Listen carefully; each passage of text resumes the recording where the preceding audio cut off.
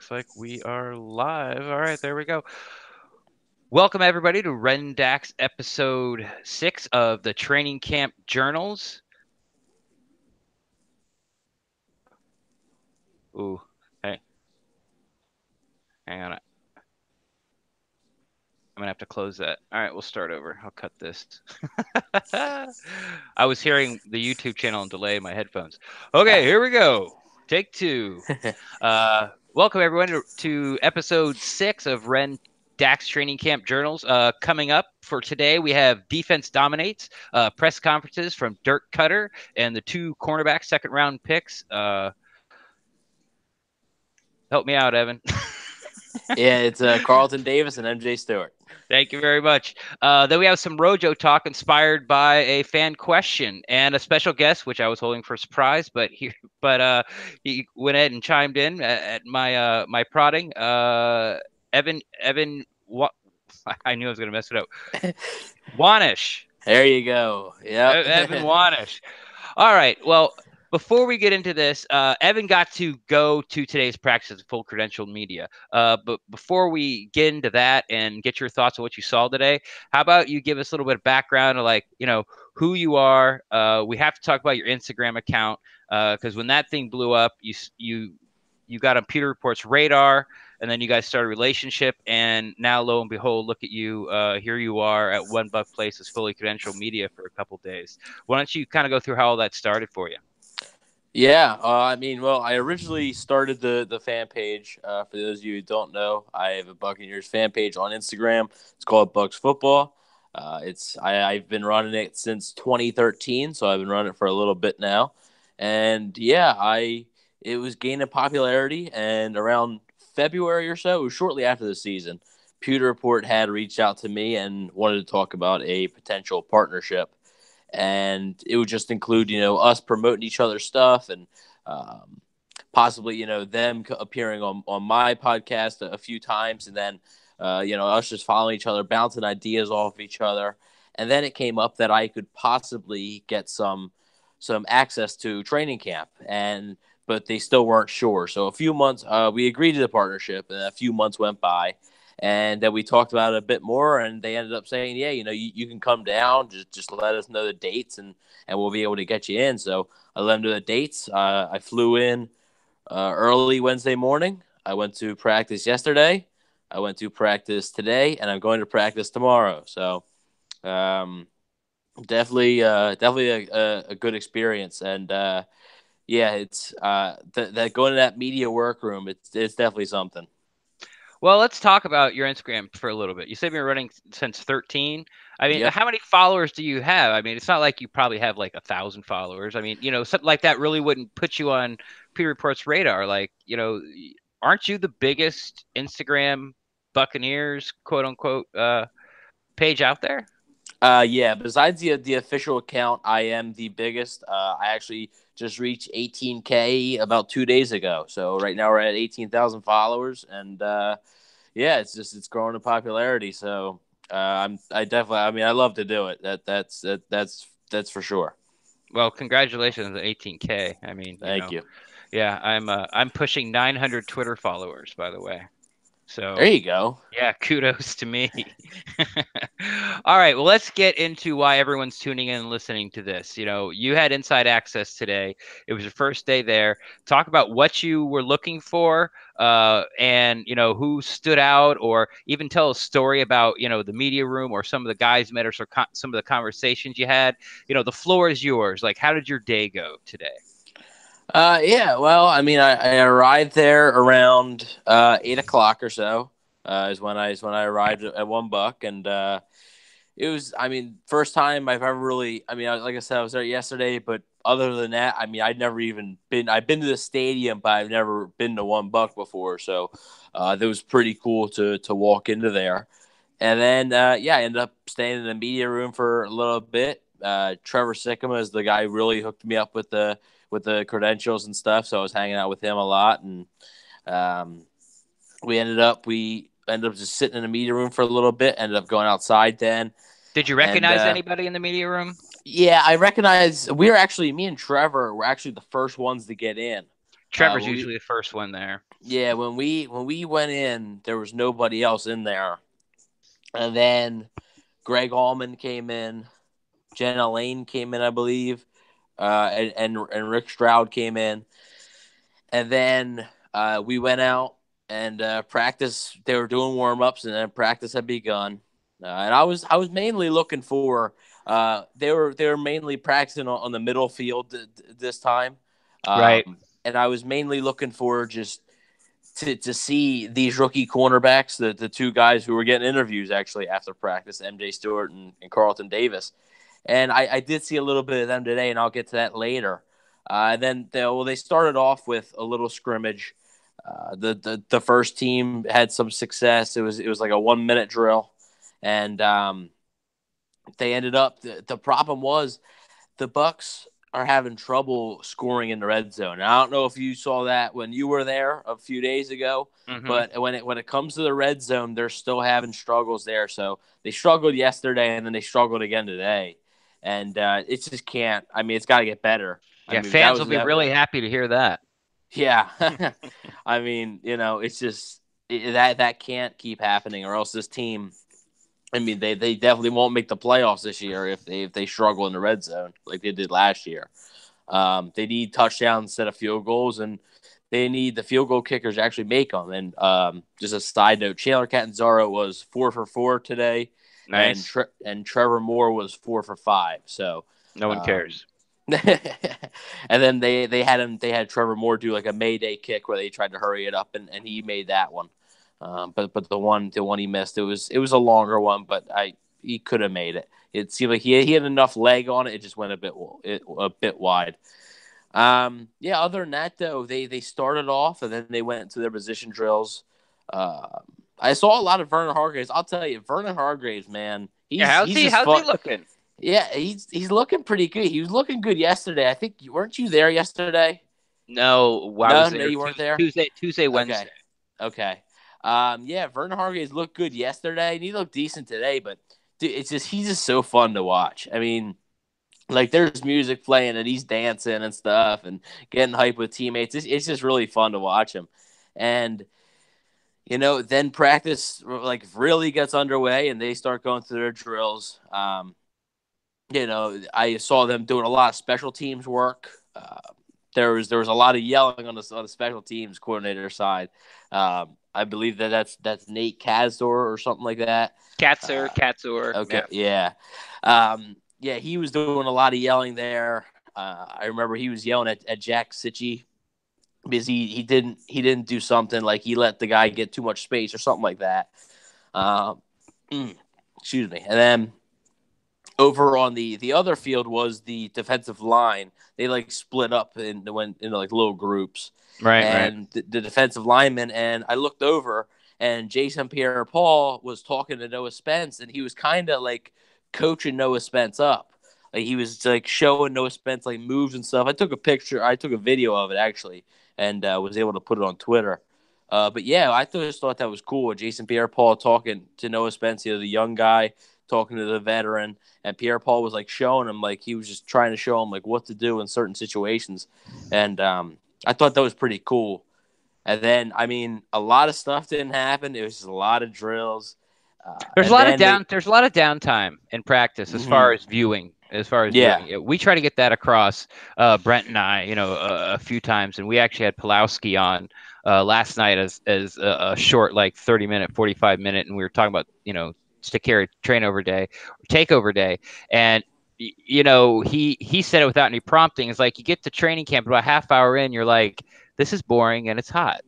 Uh, yeah, so I mean, even if your first day there, let me go back to the special teams drills. The Buccaneers.com, they put out on their Instagram post of Djax back there receiving a punt, or maybe it was a kickoff. yeah, yeah. No, yeah, it was a punt. They did. It was the Sean Jackson and Sean Wilson, I want to say today were the two that they tried out today. Okay. They had them rotating in every other that they would switch off. Yeah, and then they ended up Jackson didn't really see the ball much in the 11-on-11 or 7-on-7. He didn't really get many throws. Mike Who? Evans got a few targets. Go ahead. No, I was just going to say, who were they targeting today? Because it seems like it goes in bunches. Like the beginning of training camp, it was like Mike Evans, Mike Evans, Mike Evans, and then D-Jack started sprinkling, and God was nowhere to be seen. And the days I was there, Tuesday, Wednesday, and sorry, I should go back. I was there Thursday, but not as credentialed media. Okay. It was like the Chris Godwin show.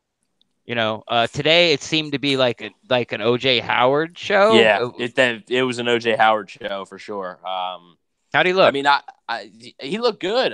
He had a one-handed grab in the end zone for a touchdown. I got a video of that too. Actually, there was a guy in the video. If you look, there's a guy that's in shorts and a visor just standing there and right in front of the play, and that was actually Jason Light. So you got a good view of that. So, OJ had a good day. Probably the best Bucks player, best on offense at least, because the defense pretty much shut him down. Like there wasn't much room for the offense. I mean, even Koetter in the press conference today said, the offense wasn't that good today, and the defense got the better of them. So I mean, it was a slow day for the offense. They started to pick it up towards the end. Before I move on to the defense, another guy who had a nice day is Bobo Wilson. Bobo Wilson had a really nice day today. He had two nice catches, one towards the end of practice right in the corner of the end zone. I didn't really see who was in coverage, but I have a video, so I'll probably check it later. But I mean, it was Ryan Griffin was the quarterback, and he just threw like a little fade route to the back corner of the end zone, and he was able to catch it. And I mean, the corner was all over him. It was a really good catch. It was a good throw also. But he had also made a good catch earlier with I believe a linebacker draped all over him. So. Yeah, I saw that Bob had a good day, and I believe I saw that video that you tweeted out. Now, something interesting. I'm going to jump to the press conference, Cutter's press conference, real quick, because someone asked him about Martino and how Martino's missed the last few days, and is that going to put him behind and things like that. And Cutter basically said, Martino's been here 6 years, but then he started to talk about the wide receivers that are in sort of in competition, but he didn't say the last spot. He said last couple of spots for the wide receiver, which make me think that they're going to go with 6. It could be a slip of the tongue. Who knows? But, Humphreys, Jackson, Godwin, and Evans, they're locks. Mm-hmm. So if you say plural spots, that means at least 2. So we're thinking 6. And he mentioned Martino, Watson, Justin Watson, Freddie Martino, Justin Watson, the draft pick, Bobo Wilson, which you talked about. And he talked about Lampman as well. He didn't mention Reedy. Now, from what you saw today, now we've already prefaced this that it looks like some days they're feeding certain guys, but from what you've seen yesterday and today, if you had to, and we're going to say Martino doesn't count because you haven't seen him; he's been injured. Yeah. But of all the wide receivers besides the big 4, for what you saw the past 2 days, who would you say, from what you've seen, you would put on the 53-man roster? Those last 2 wide receiver spots. Well, I think if it was up to me, I think Bobo he'd be on there because, like I said, I mean he was good today and he was okay yesterday.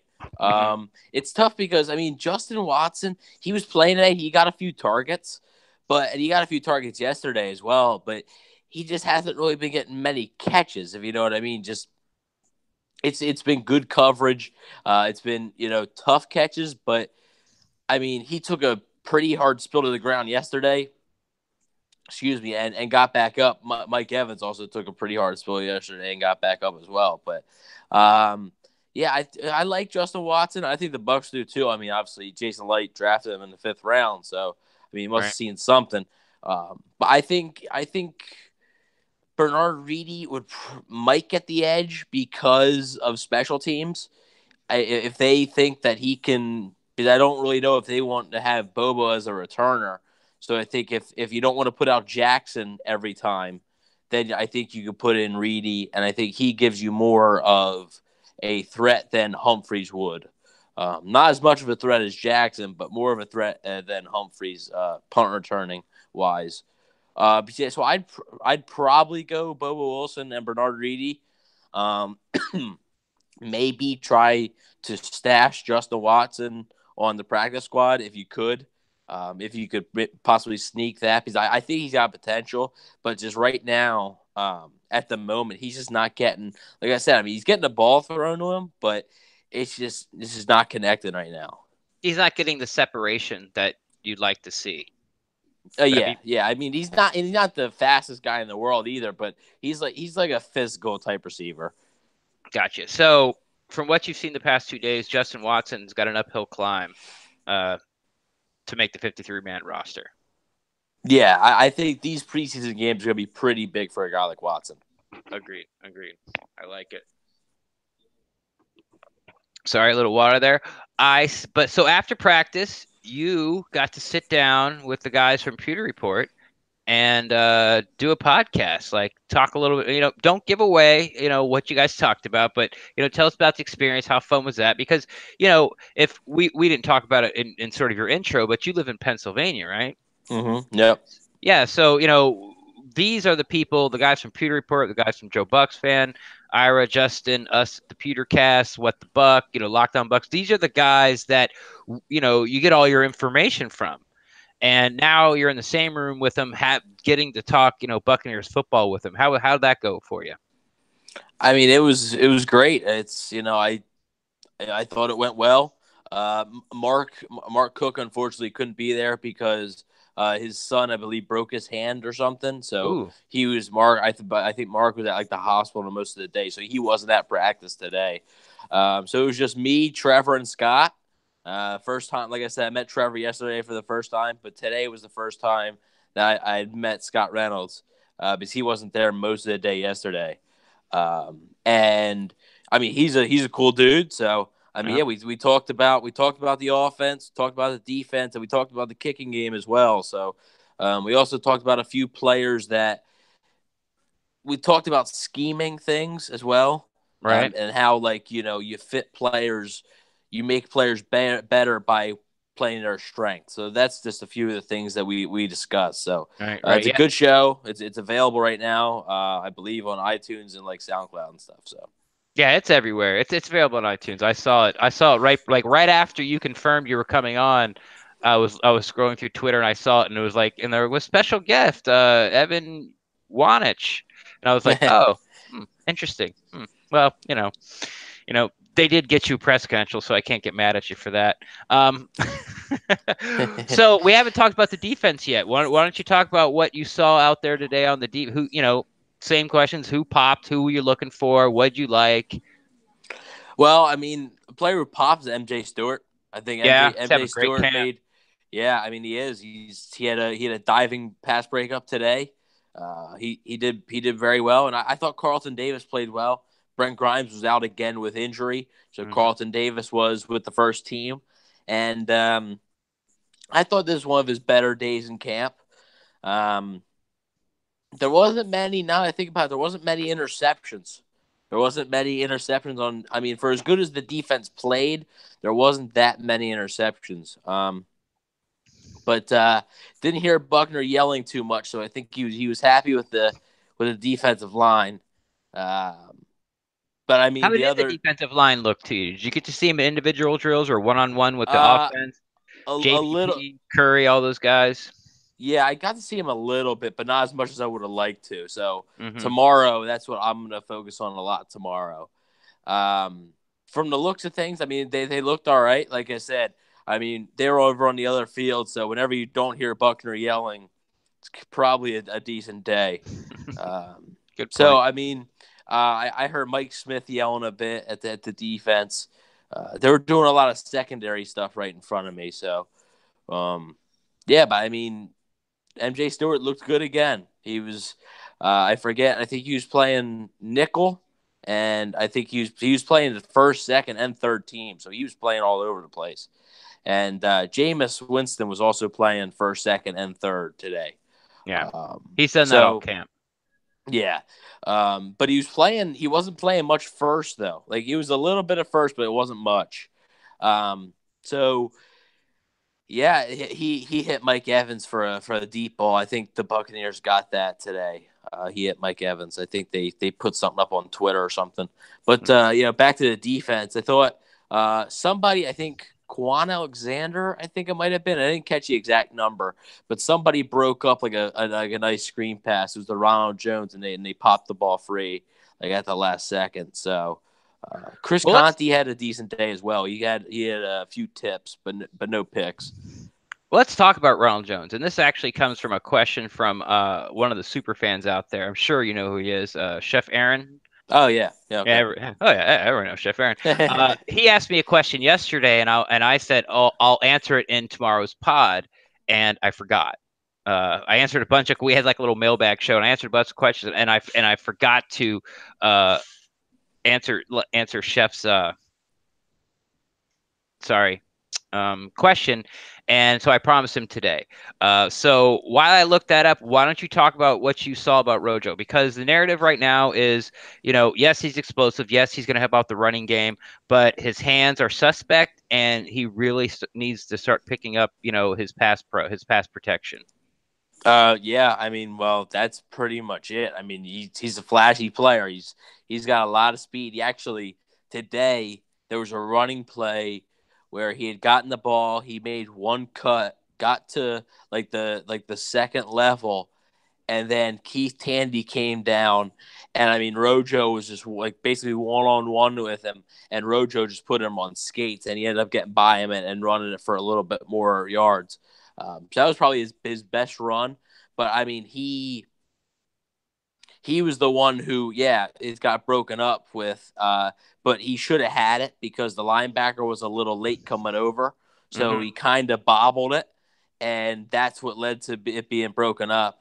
I mean, it was obviously poor blocking because on a screen pass, the linebacker shouldn't get there that quickly. But yeah, it's something he's got to work on. He's got to get better at pass blocking, or he'll never turn into the third down to complete back that the Buccaneers want him to, and quite frankly, they need him to. So that's something that we also discuss on the Pewter Nation podcast.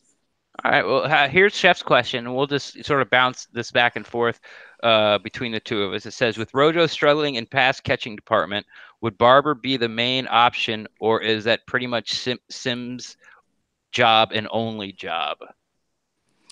Well, I mean, I don't think it wouldn't be Barber. I mean, I think Barber can catch the ball, but I don't think he's the greatest at it. Right. A guy like is Sean Wilson. I think Sean Wilson, if he makes the team, I think he's going to basically be Charles Sims. Right. And if he makes a team, that probably means that Charles Sims is out. You're going to go that far with it instead of carrying them both? Yeah, I mean, I would. I don't see. I just don't see the value with Sims. I think that if you can It's a get fair fresh point. legs in there, if you can get fresh legs in there, I mean, Sean Wilson's more valuable on special teams too. I never seen Charles Sims, really return a punt or anything like that. Sean Wilson's been doing punts and kickoffs. So, and I mean, Koetter repeatedly mentioned Sean Wilson's name in a Right. press conference. I mean, almost every press conference I hear Sean Wilson's name come up. So, I think he's got a real shot to make this team, and I think he could push out Charles Sims. So, if Ronald Jones can't figure out the passing game on third down, I think they'd probably put in a guy like Wilson. Yeah, that's something Brent and I had talked about on the Pewtercast before, that if Sean Wilson ends up being what us Buck fans hope he is, it's early, but there's a lot of weeks still. He could be a younger, cheaper version of Charles Sims, and that frees up money. I know Charles Sims is really he's got a real player friendly contract, so I guess money really wouldn't go into it. But it's you have a player like Sean Wilson under control for a lot of years because he's an undrafted free agent, and a lot of years like cheap, on the cheap. So I'm with you. I can see it. I don't know if it's going to happen. It's too early. I'm not going to be as bold as you and go out on a limb and say, if Wilson makes a team, that means Sims is out. But, I'm following your logic, and I completely understand it. I'm going to go to the press conferences here, and let's just sort of bounce off some of the things that I picked up with Koetter. I will say the Davis and Stewart press conferences were a lot of the same questions over and over again. So I'm not going to go much into those. Basically, the highlights were like, I like to compete. I need to keep my confidence, snap and clear mentality. And that was for both of them. They like to be physical. They're learning. The wide receivers are really good. But I have to have confidence, have to have confidence, have to have confidence. And pretty much that's what both of their pressers were like. If you want to go see them, of course, go to Buccaneers.com and check them out. But I thought there were some good nuggets in the Dirk Koetter press conference. We'll start off, and we already sort of touched on it. Not a good day for the offense. That's been confirmed by you. So let's go ahead and go to the next one. Dirk Koetter said, and something you also talked about, how Stewart and Davis they're very physical at the line of scrimmage. So we'll just go to the next one on that. We talked about Wilson. Now, you haven't really talked about Wilson. You said Dirk Koetter talked about Sean Wilson.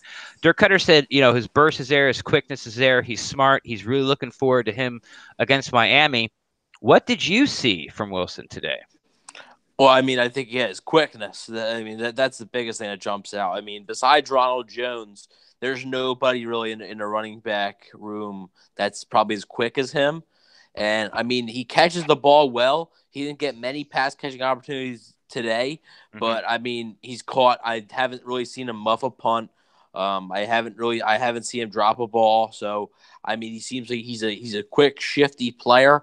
Honestly, I don't think Charles Sims isn't the fastest guy, but Charles Sims is just a one cut guy that can break your ankles basically at times.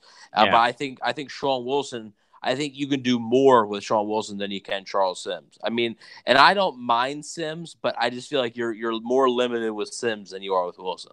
Yeah, he's the past couple years, he had that great year 2 years ago, I guess, where he got 1,000 yards from scrimmage, and you could hand him off the ball, and he could do some things between the tackles. That seems to have totally disappeared these past 2 years. So I'm with you. He's extremely one-dimensional, but get him out in space and get him the ball when he does well. He's very dangerous.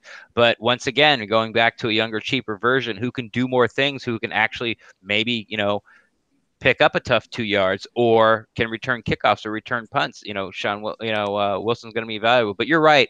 It seems to be the first word at everybody's mouth when they see Wilson is, man, he's quick.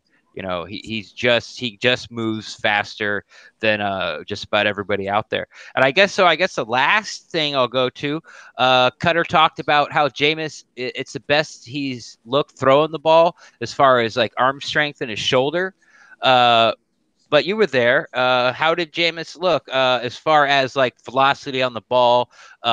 His deep ball touch, just overall. I'm not talking about completions or interception. I'm just, how do he look out there throwing the football? Well, I mean, the velocity looked good. He really didn't throw the ball deep much. The only one time really was when was that Mike Evans throw right down the middle of that little seam route. Right. There wasn't many. I mean, no quarterback really threw many deep balls. Today was a lot of red zone work, and a lot of 1 minute drills. So you're just trying to get the ball just complete. Yeah, I mean, it looked like. It didn't seem like he was zipping the ball in there. He threw a few bullets. I thought Fitzpatrick had a good day. But like I said, I mean, Jameis, he threw a few in there that were incompletions that he probably shouldn't have thrown. But yeah, the velocity on the ball, it was some were high. I mean, they were needed where they needed to be. So I mean, yeah, I don't see any issue really. I don't know. I haven't seen enough so far to say it's better than ever. But I mean, that's going to be determined in game situations, I think. Yeah, fair enough. Fair enough. Well, I think that's going to wrap it up for us today. Evan, thank you so much for coming on. And before you go, why don't you go ahead and tell everybody where they can find you, who you're affiliated with, are you planning on writing some articles for What the Buck this year? Like, let us know what's going on with you, this coming up football season. Oh yeah. So, I mean, obviously, I'm still running Bucks football, the Instagram fan page. So obviously we got the season coming up and the preseason stuff. So we'll be doing more of that stuff. So that's coverage there. And on my personal side, on my Twitter, it's at Evan _ WTB, and the WTB is, as Ren said, stands for What the Buck, and I am going to be writing for them this year. I'm going to be doing an article previewing the game, basically, and giving some predictions on Thursdays before game days. And I'm going to be doing game recaps as well. So, other than that, I mean, pretty much good. I'm playing in a few fantasy football leagues, and just trying to enjoy the football year. Football's back, so busy time. Football's back. Yeah, let's hope we enjoy it this year. For me, you can find me on Twitter. It's always the easiest way because Facebook's dead. At Rendax, REN_DAXT. I'm always down to talk Buccaneers football, and of course, I am the co-host of the Pewtercast that was founded and created by Brent Allen. That's at the Pewtercast on Twitter, Facebook, and our new YouTube channel, which some of us are watching live right now, is youtube.com / the Pewtercast. So you are out there. You can find us if you have any questions. We always like fan interaction. We always like to talk to people. And we're going to be out there tomorrow with the Stick Carry Takeover. Evan's going to be out tomorrow. We're going to meet up and talk a little bit. I know some of the other Buck podcasters and YouTubers are going to be out there tomorrow. It's going to be a fun day, and I can't wait. And once again, Evan, thank you so much for coming on, and I'll see you tomorrow, man. Yeah, definitely. Thank you for having me. I really appreciate it. All right. Bye, everybody.